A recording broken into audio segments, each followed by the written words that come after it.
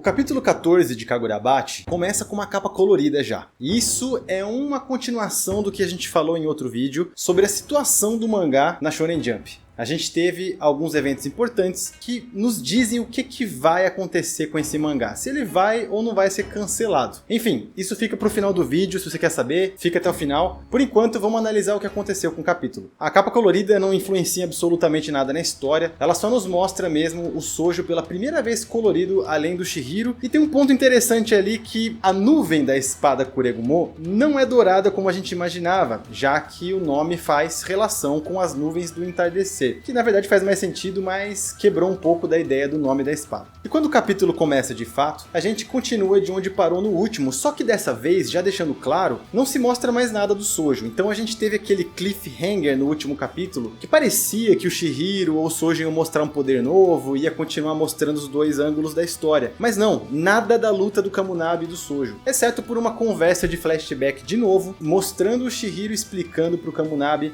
um pouco sobre esse poder oculto das espadas. E faz sentido, né, galera? Tudo que foi explicado sobre os elementos das espadas mágicas não era o suficiente para ter esse poder todo capaz de parar uma guerra cheia de magos poderosos. Na verdade, o grande poder inato das espadas acontece na fusão entre o portador da espada e o poder inato dela mesma. E isso aí é imprevisível. O funcionamento disso, como o Chihiro disse, é tão desconhecido que nem o criador das espadas, que é o pai dele, sabe explicar como que acontece. Então a gente tem aqui um mistério para ser desenvolvido ao longo do mangá. A gente não sabe como, temos só esse paralelo de novo, eu diria, com o Bleach aqui, de que a alma do portador é o que dá o poder específico da espada. Enfim, o capítulo continua mostrando pra gente, de outro ângulo da câmera, que durante todo esse tempo com o Chihiro, o Shiba esteve junto com ele. E faz sentido, uma vez que o Chihiro estava bem acabado, e aliás nesse capítulo reforça, mostra que ele não consegue nem respirar direito, não faria sentido ele invadir um lugar cheio de magos sem um pouco de ajuda. O Shiba foi lá pra acompanhar o Chihiro. Só que isso até o momento onde o Chihiro parava pra interrogar aquele NPC naquela mesinha do último capítulo.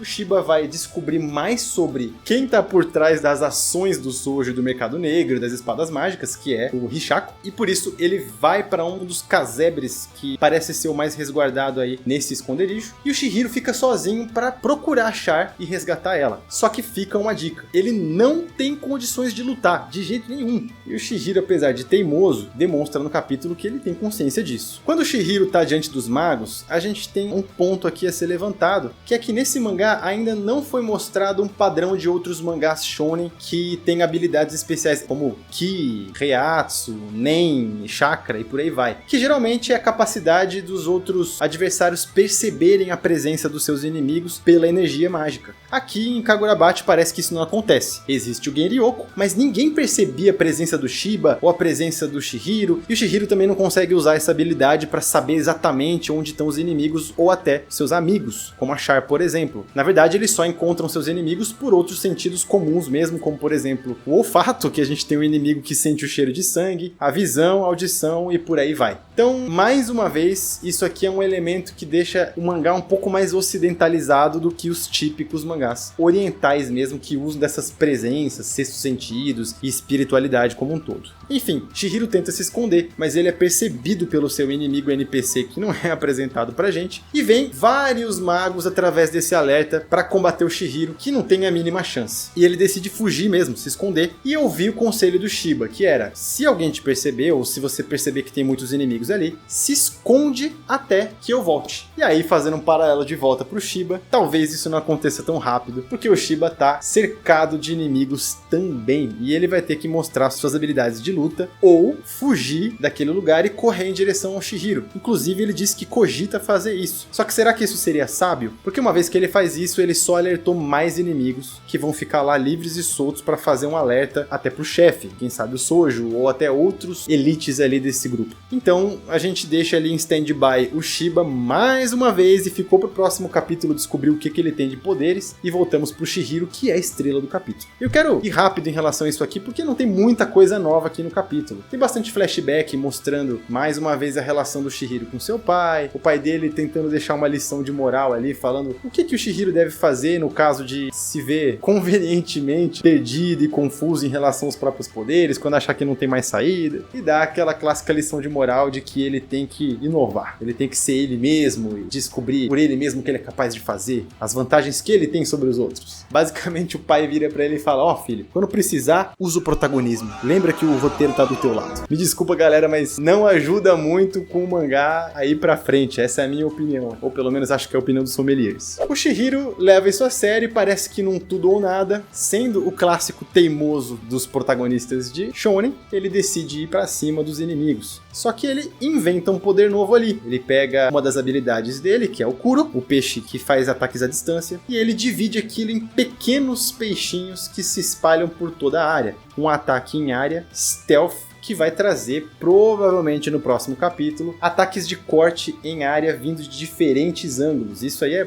praticamente impossível de fugir. Se for ver, é bem overpower, né? Mas a gente não sabe quanto de energia isso vai consumir, se ele vai desmaiar com isso ou não. Não faria sentido, falando bem a verdade, ele dizer neste capítulo que ele não consegue usar o Nishiki, porque ele iria acabar sem energia e desmaiado, mas conseguir usar um ataque em área desse do Kuro. Eu acho que se ele sair com um golpe OP desse aí, cheio de energia ainda, a gente vai estar vendo uma contradição aqui de roteiro. Enfim, o capítulo acaba assim, sem mostrar o que o golpe faz, sem mostrar o que o Chihiro decidiu fazer, fica simplesmente mostrando os peixes do Kuro ali. E galera, vamos falar bem a verdade? Isso eu quero que vocês comentem aqui, quem tá acompanhando. Isso deixou você com uma sensação de, meu Deus, quero ver mais, caramba, que final, que dá arrepios aqui, pô, cara, que fechamento de ouro. Eu acho que não, acabou bem no momento, bem meh. Podia ou ter mostrado o golpe em ação, né, pra gente ficar, caramba, velho, olha só, que fodástico aí o poder do Chihiro, ou podia mostrar alguma outra situação mais tensa, como por exemplo, sei lá, cara, os caras pegando a Char de refém e jogar ela ali no meio, e ele ter que ficar nessa dualidade de ideias, ou mostrar o Shiba de fato começando a mostrar seus poderes, ou voltar pro Sojo, né, começando a despertar um poder, alguma coisa mais tensa do que simplesmente, beleza, a gente já sabe o que vai acontecer no próximo capítulo e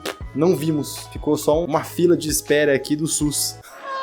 O que vocês acham que vai acontecer no próximo capítulo? É meio óbvio, talvez, né? O Sojo também vai usar uma técnica nova, que a gente tá esperando, e o Chihiro vai conseguir lidar com essa situação aí. Provavelmente a gente vai ver um pouco do Shiba também. De qualquer forma, o que eu quero destacar aqui, e agora eu quero fazer uma análise meta do mangá, ok? Muito importante essa parte aqui, pessoal, é sobre o que tá acontecendo com o mangá. Infelizmente, parece que ele não tá bem das pernas e não vai aguentar mesmo. E eu vou dar uma resumida do porquê. Primeiro, vamos analisar nós mesmos o próprio capítulo, que para um capítulo que deveria ter surgido para tentar ressuscitar o mangá, para tentar atingir mais espectadores, ele não apresentou absolutamente nada de novo. A chance de usar a capa colorida para alguma coisa que tivesse easter eggs ou alguma coisa inovadora, foi uma capa absolutamente simples, com dois personagens que já estão saturados das últimas semanas e não fez sentido nenhum, então foi desperdiçada. Outra coisa que eu quero que vocês vejam aí na tela, olha essa contradição. Como que um cara que tá trabalhando só nesse mangá, logo no começo dele, que é tão importante, tá me soltando uns quadros desse aqui, cara. Olha essa cena aqui que, de novo, o cara me deixa um traço sobreposto errado sobre o outro, cara. No último capítulo a gente teve ali as linhas do chão atravessando a pele do NPC ali, e agora a gente tem a perna do Shiba interdimensional ali,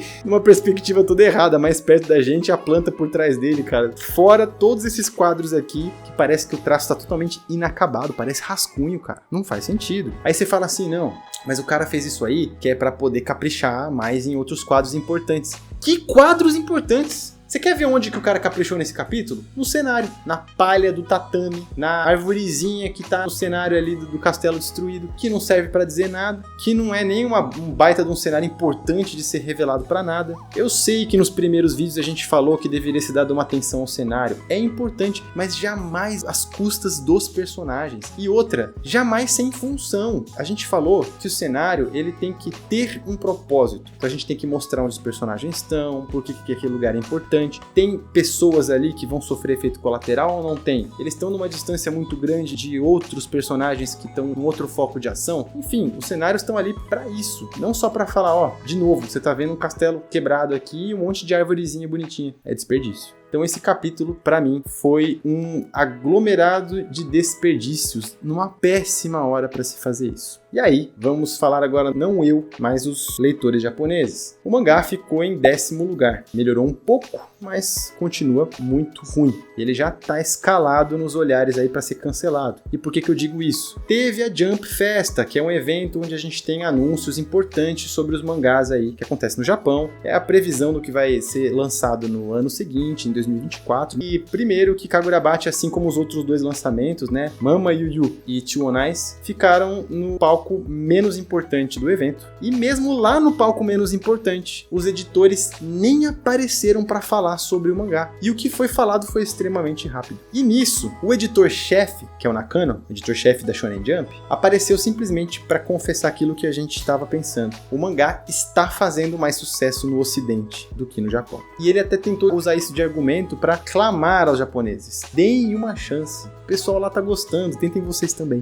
E isso aí, galera, eu acho que nunca foi um bom argumento para japonês fazer nada, né? É um clamor de socorro já, e sem muito esforço dos editores e muito esforço do autor para isso. Por que vocês acham que o autor tá desse jeito? Eu tenho uma opinião pessoal aqui. O autor de Kagurabachi, Takeru Hokazono, ele nunca fez um mangá serializado semanalmente. O trabalho dele sempre foi one-shots. Para quem não sabe, é uma história que ela é completa num capítulo só. Um capítulo mais extenso, mas é um capítulo só. Então, geralmente, quando tem alguém competindo para lançar um mangá novo, sai um one-shot para experimentar o que o público acha daquilo. Foi assim que ele conseguiu espaço pro Kagurabachi. Mas é só o que ele fez. Quando você faz um one-shot, você pode ficar tempos com calma trabalhando naquela obra, e quando estiver pronto, você lança. É muito diferente de você ter uma demanda semanal, que depende da análise dos editores, dos concertos que tem que ser feitos. Você tem 18 páginas para serem desenhadas, arte finalizadas, enquadradas, todas as semanas. Você precisa de assistentes bons para isso. Tem que ter uma sincronia entre o autor e os assistentes. Parece que essa primeira experiência do nosso autor aí não deu boa. E aí, para piorar, a gente tem que se perguntar: a Jump precisa de um mangá como o Kagurabachi? Não, não precisa. Tá cheio de mangás e tentativas novas de Battle Shonen saindo o tempo todo. Violentos assim como Chainsaw Man, Jujutsu Kaisen estão saindo a rodo. A gente tá com escassez, na verdade, de esportes, obras de investigação boas mesmo, como foi Death Note, mas Battle Shonen tem de sobra. Enfim, tudo, absolutamente tudo está apontando para o cancelamento de Kagurabachi. Mas, como a gente falou pra vocês, pessoal, a gente é super sincero aqui. Nós estamos fazendo análises semanais de Kagurabachi, mesmo com todos esses indícios, e, como bons brasileiros, a nossa esperança é a última que morre, e a gente crê em dias melhores sempre. A gente sabe que vocês que estão aqui no canal gostam do mangá, e a gente vai ser fiéis a você e a nossa esperança de continuar trazendo as análises junto dessas notícias quando elas forem importantes. Se o cancelamento for anunciado, vocês vão saber através da gente aqui. Se isso acontecer, a gente com certeza vai preencher esse quadro da semana com alguma coisa legal, mais legal ainda, quem sabe. É muito importante que vocês nos digam, vocês preferem outra coisa aqui no canal ou vocês querem que a gente caia atirando até o cancelamento de Kagurabachi? Lembrando, né? A nossa esperança não morre por um motivo também. Uma coisa que muda totalmente o jogo dos mangás é o lançamento dos animes. Isso aconteceu com o Jujutsu Kaisen, galera. Ele também estava lá na gangorra para ser cancelado. E quando lançou o anime, especialmente depois de um tempo ali do mangá, ele conseguiu ressuscitar e hoje ele é um dos maiores sucessos que a gente tem na Jump. Isso pode acontecer com o Kagurabachi. Então vamos dar um votinho de esperança. Olha só, trazer essas notícias para vocês é fruto de bastante pesquisa, de estar atualizado. A gente também traz vídeos do mangá super rapidinho depois que eles lançam, e a gente faz isso com o maior carinho sem receber um centavo. Mas a gente conta com a bondade de vocês que estão aqui assistindo. Se você tá aqui assistindo é porque você gostou. Então se você gostou, não custa demonstrar isso, né, galera? Dá um likezinho aqui, que isso é muito importante. Você conhece alguém que não tá lendo mangá, ou que tá lendo mangá e gostaria de ir conversando com você sobre isso? Compartilha com ele, é tudo rapidinho. E por último, você que caiu aqui agora, se inscreve no canal. A gente não só fala de Kagurabachi, tem muitos outros assuntos legais aqui. Estamos com quadros novos, e quando eu digo novo, galera, não é só propaganda. Eu diria que poucas coisas aí no Brasil estão dizendo o tipo de coisa que a gente está falando. A gente está fazendo uma análise profunda sobre os mangás e animes, trazendo relações psicológicas, conexões com a realidade e com você que está aí assistindo. É bem interessante. A gente pede para você dar uma chance ali também. Obrigado mais uma vez, como sempre, pelo carinho de vocês. Um beijão e até o próximo vídeo.